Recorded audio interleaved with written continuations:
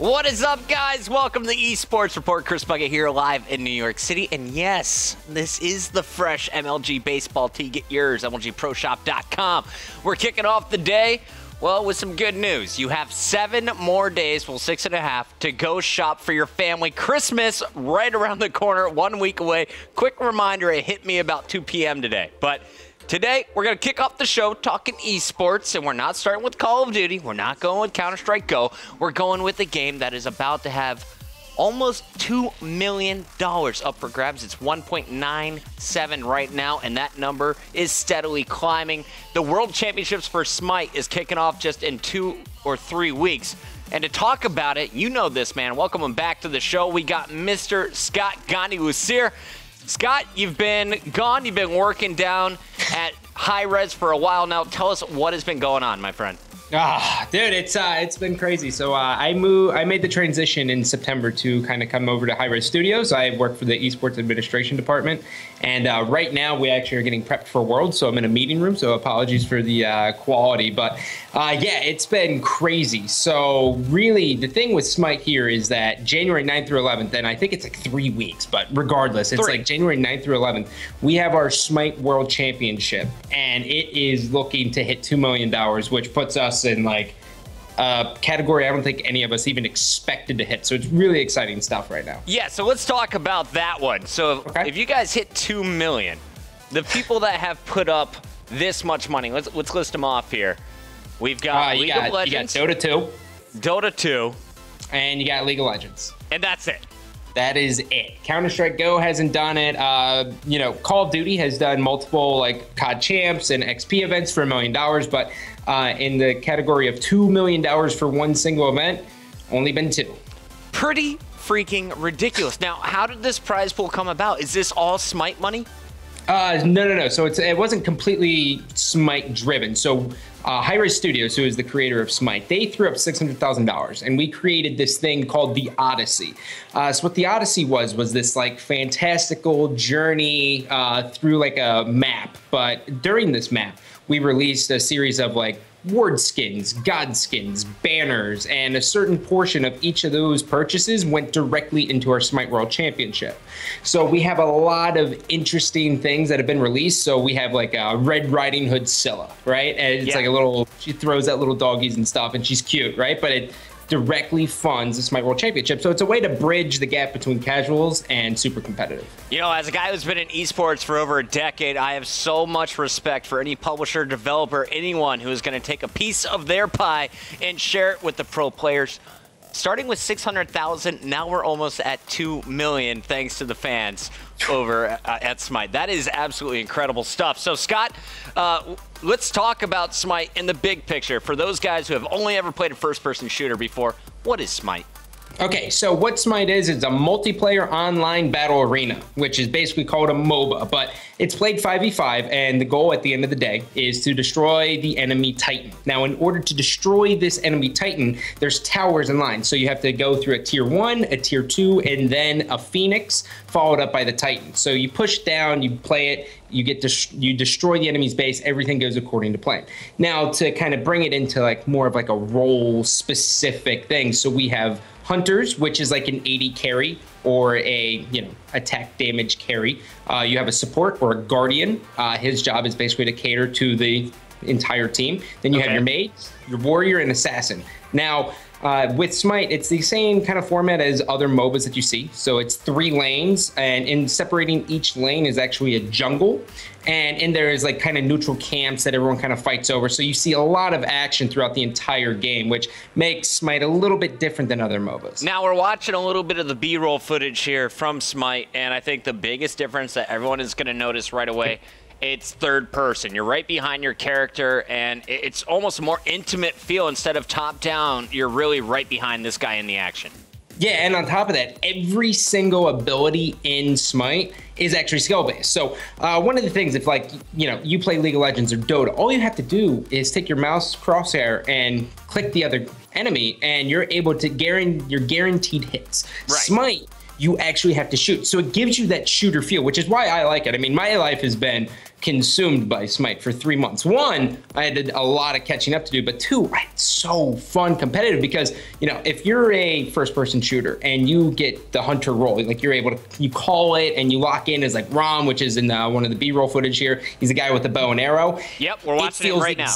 It feels exactly like a shooter, and you can outskill people, right? Like you're never in a fight where it's like, okay, I'm dead. Right? You can always turn around and burn someone. Now I'm watching this guy, Ram, is that what you called him? He's jumping up in the air. He's using his bow and arrow. When he goes up in the air, are you still able to hit a character like that? Or no. So that right there, he is CC and immune, and he's untargetable. So CC is like crowd control effects. There's nothing like that targets him, but that is his ultimate. So an ultimate is a special ability where he basically is taken out of the fight. It's on a much longer cooldown. I think it's on like 120 seconds at level 1. So, you know, every 2 minutes he might be able to use it. So when he goes up, he has 3 shots, and they're all skill-based. But the thing about it is, when you choose the ultimate as Rom, when you go up in the air, you go back down directly where you left. So if you don't ult at the right time, people are just going to camp around you, and then bam, you're dead. Now, I just got a little footage there. We saw the Phoenix in the background. Now, in League of Legends and Dota, I've seen the towers. I know what the towers do. The Phoenix looked like a super tower.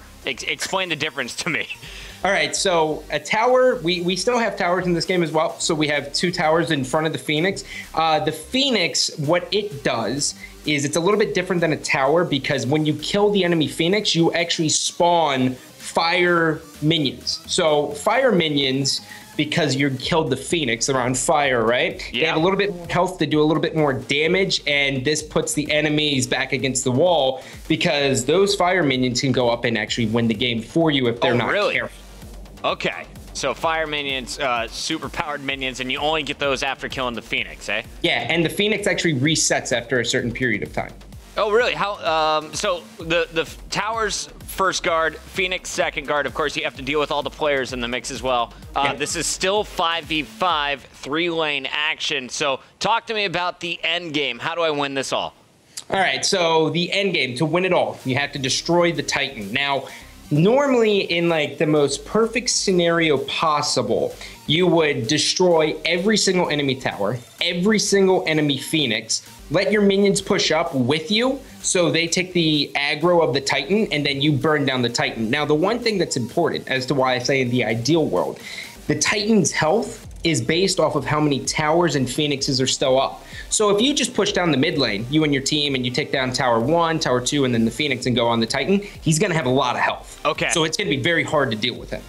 So you can't just go for the cheap shot straight to the Titan. No. It's the smarter plan to go through. Now, right now we're taking a look at some daggers action, I believe. And one thing I noticed before the show as I was scrolling through some of the B-roll, lots and lots of skins for these different characters. Talk to me about the characters themselves, and what do you kind of unlock, or what are you playing for as you're getting into Smite? All right, so the first thing you're playing for, right, is a God Mastery, right? So in order to get into our ranked playlist, instead of letting everyone kind of get in there and kind of, in like the ideal world, you kind of want everyone to get into the competitive scene, but since there's so many gods in Smite and there's so many little intricacies about it, we don't let you play ranked until level 30. So, and on top of that, you have to at least master 16 gods because of the whole picks and bans phase, right? Wow. That's the bare minimum you can have. So you're playing for masteries, which then unlocks skins. And then the more masteries you get, the cooler skin options you have available for you to purchase. So our big one is called a diamond skin. So if you get like X amount of experience with a god, you actually unlock, a diamond skin. So you can be like a diamond Thor spinning around with a hammer crushing people. It's awesome. Got it. So no noobs allowed in ranked playlists is basically what I got out of that. And I honestly, as a guy who's been in esports forever, I love it. There's nothing worse than going into a ranked playlist with someone who has no idea what they're doing. So you have to master the gods, and because of the picks and bans, what would you suggest for anyone who's trying to get into Smite? Would you want to play all of one, I guess, one role? So either a mage or all guardian or all hunter, all assassin, all warrior? What would be your advice for someone who's brand new to the game? So when you're brand new to the game, the first thing you're gonna do, you're gonna have 6 free gods guaranteed, and then you're gonna have gods on rotation as well. So you're gonna have a decent variant, I guess you would say, of different gods you could play. But the ones who are the staples, Thor, everyone knows Thor, Chris Hemsworth. He's amazing in Avengers and in his movies, right? But on top of that, he's amazing in our game. Yep. Thor's a really big seller, and he's like a jungler. He can really play anywhere. He's probably the most fun coming out of the gate because you do a lot of damage, you get a lot of kills, and you have an ultimate that takes you up into the sky, and you sit there and you spin your hammer, and then you come crashing down and you stun your opponent. So I would recommend anyone getting into it either play the hunter role or the jungle role or the assassin or warrior. Those are really your three. You're not going to have fun playing Guardian. No? Okay, so if you're a noob, don't go Guardian. That's going to be something that you're going to want a little bit more experience with. Correct. Of course, the support role's always so important in every MOBA. Right now we're looking at Kali, and she looks pretty vicious with these blades, man. Yeah, so Kali is a high damage assassin who's in the jungle. So the big thing here with Smite is obviously balance is huge for us. We can't have, an overpowered god and competitive that just kind of, it hurts the scene completely. So kind of what we look to do is we balance it. So Kali, her early game might be a little bit weaker, but if she gets to that like 33, 35 minute mark, that's when she really comes to life and you start to see the plays come out of her and she does so much damage. Oh my goodness. Now, we're, of course, watching gameplay provided by you guys. This is from, it looks like Cognitive Red going up against Snipe, and I love this. This is competitive play that you guys are watching right now. Pretty impressive stuff. Scott, I know you've been kind of brand new to the MOBA scene. You jumped right into it here with Smite. What's it been like after 3 months? Oh God. Well, initially at first it was super overwhelming, right? I mean, Puckett, you and I have casted a slew of games throughout our career, but coming into Smite where it's a little bit different, right? Like when I look at Advanced Warfare, like I am clueless, but I understand that like guy shooting guy, right? Yeah. Like I get that part.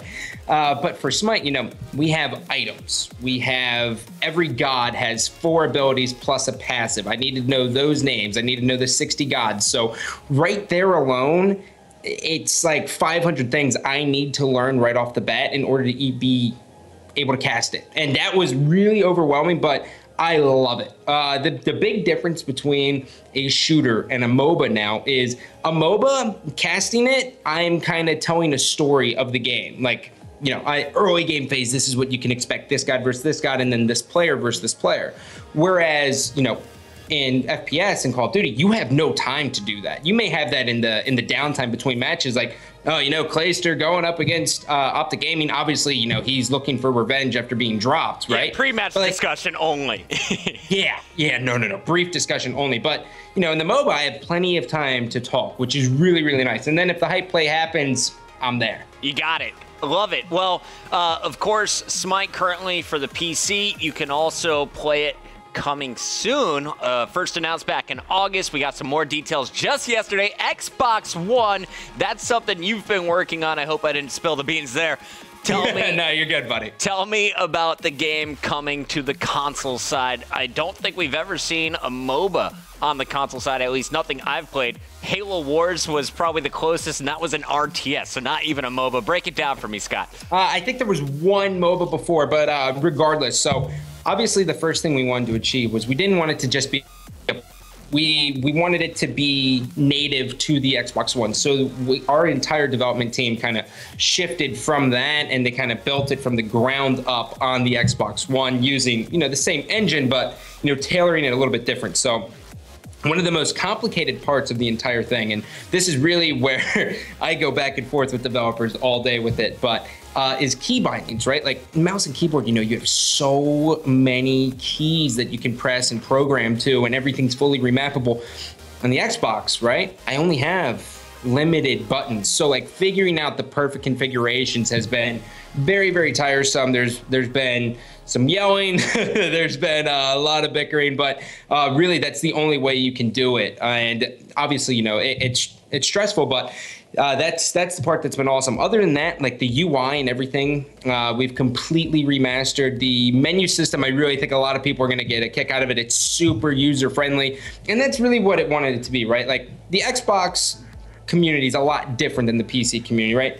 PC community is used to like everything just kind of being there. Xbox community just wants to have fun. They want to just play the game, everything, and be sucked into it. So we're really trying to bring that UI and experience to the Xbox One, and I think we're going to achieve that. I like it. Well, Scott, I know you have lots to do there, so I'm going to let you go soon. But you're going to be back over the next 2-3 weeks here. Next Tuesday, we'll be talking to you about Smite once again. But for everyone who just got their first taste of Smite, where can we find more, and what should we be looking forward to?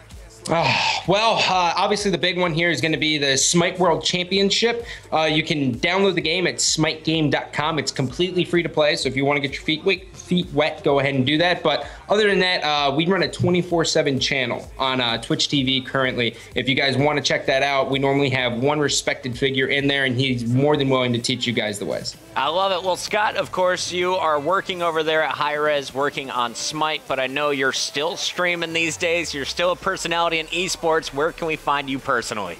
Right now, you know, I stream a little bit. I think you're trying to talk me into playing a little bit of Halo here. I'm trying to bring you back to Halo 1. Assuming Puckett gets his ways, I'll probably be back. But right now, I'm just on YouTube, and even that's a little bit slow. Around the holidays, things are getting crazy, and plus with the upcoming Smite World Championship, it's a little dicey. But for now, I would just say follow me on Twitter at Scott Gandhi, and then we can hang out. Looking forward to watching you, man. World Championship once again coming up early January. Is it 9th through 11th? 9 through 11. Nailed it. All right, Scott, thank you for joining the Esports Report, guys. Go download Smite. Get your feet wet. It's going to be fun. Later, Puckett. Later, brother. All right, so from Smite, we're going to be talking Counter-Strike Go. Of course, Sivo is helping us host the MLG X Games qualifiers. We've had one for NA, another one for EU. Last night was the round of 4. All of that action broken down by myself and Brian Baldomero, our in-house CSGO expert, as well as editor. So don't go anywhere. The ESR continues after this.